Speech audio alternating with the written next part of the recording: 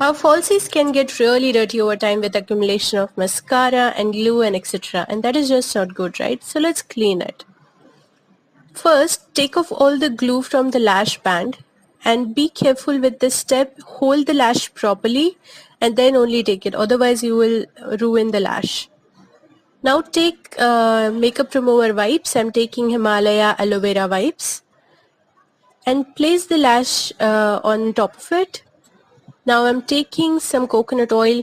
I think you can use any oil for that matter, and spread it across the lash. Now take a clean Q-tip and start cleaning the lashes properly. Be gentle with this step and you will start seeing glue, mascara and all that dirt coming off of it. Even clean the lash band in the horizontal direction. Always be careful. And here is your lash all cleaned and nice and as good as new. Please subscribe to my channel for more videos and hit the notification bell. See you later.